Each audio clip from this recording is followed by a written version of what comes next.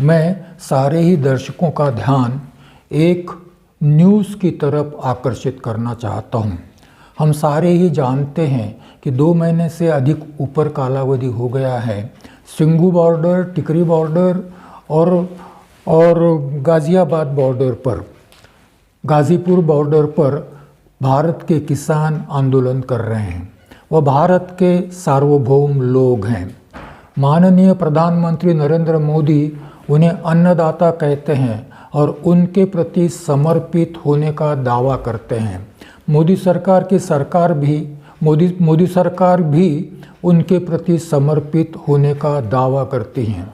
कल जिन लोगों ने भी टीवी चैनल देखे होंगे उन लोगों ने देखे होंगे कि टिकरी बॉर्डर पर, सिंधु बॉर्डर पर, गाज़ीपुर बॉर्डर पर किसानों की क्या हालत है।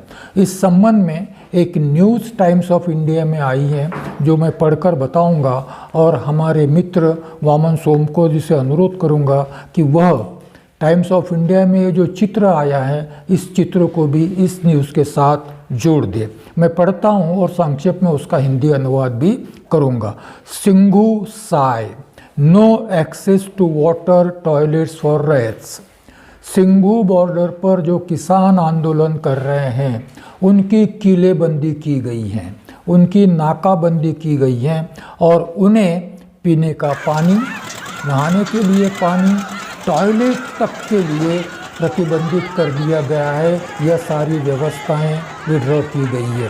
Concrete wall cuts them of from building. एक सीमेंट की दीवार खड़ी की गई है जो आंदोलकों को दिल्ली से अलग करती हैं। इसके संबंध में न्यूज़ है, मैं पढ़ूंगा। ए 4 to 5 feet wide concrete wall built by Delhi police now runs across Delhi Chandigarh National Highway, cutting off the protesters of Sanyukta Kisan Morcha from capital.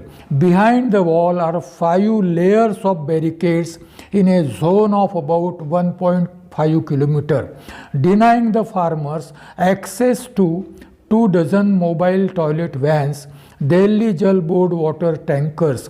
The protesters are disappointed but not despairing. We are farmers. We will bore tubewells if the need arises. The government should not think that it will intimidate us. We will not go back without securing the future of our children. किसान आंदोलन कर रहे हैं, 2 महीने से ऊपर हो गया है। नरेंद्र मोदी जी ने जब सर्वपक्षीय बैठक बुलाई थी उस बैठक में कहा कि एक फ़ोन कॉल की दूरी पर हमारे मंत्री तोमर जी हैं। जब भी किसान फ़ोन करेंगे हम उनसे चर्चा करने के लिए तैयार हैं क्योंकि वह हमारे अन्नदाता हैं। ध्यान रहे कि सीमा पर, दिल्ली की सीमा पर बैठे हुए किसान भारत के सार्वभौम लोग हैं। शत्रु सेना के लिए जिस प्रकार से किलेबंदी की जाती है उस प्रकार से किलेबंदी की गई है, नाकाबंदी की गई है। सीमेंट कंक्रीट की दीवारें खड़ी की गई हैं, कटीले तार लगाए गए हैं और कंक्रीट की सड़क पर कंक्रीट में किले लगाए गए हैं, जिसके चलते आंदोलनकर्ता किसान आंदोलन करने वाले किसानों तक नहीं पहुंच पाए। उनको पानी बंद कर दिया गया है, बिजली काट दी गई है, उनके टॉयलेट्स की सुविधाएं उनके लिए नहीं दी जा रही है। इतना ही नहीं, इंटरनेट की सुविधा भी उनके लिए बंद कर दी गई है। पुलिस इसका समर्थन करते हैं। क्या यह लोकतंत्र है? मैं किसान के कानून विरोधी आंदोलन की बात नहीं कर रहा हूँ, मैं बात कर रहा हूँ लोकतंत्र की।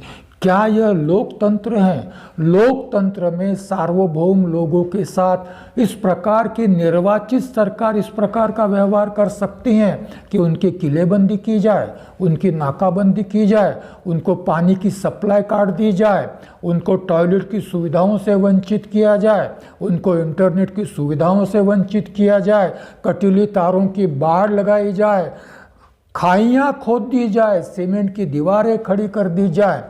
फिर भी किसानों का हौसला बुलंद है।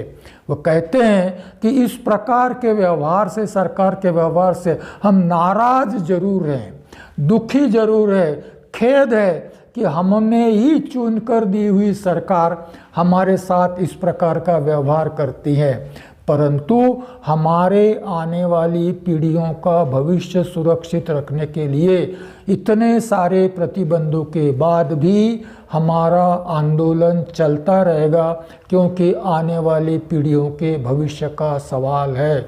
ज़रूरत पड़े तो हम यहाँ ट्यूबवेल भी खोद देंगे, परंतु यहाँ से नहीं हटेंगे। मैं माननीय दर्शकों से, जो भारत की सार्वभौम जनता है, जो भारत के सार्वभौम लोग हैं, उनसे अनुरोध करता हूँ कि आप भारत के सार्वभौम लोगों, दिल्ली की सीमा पर बैठे हुए किसान भी भारत के सार्वभौम लोग हैं।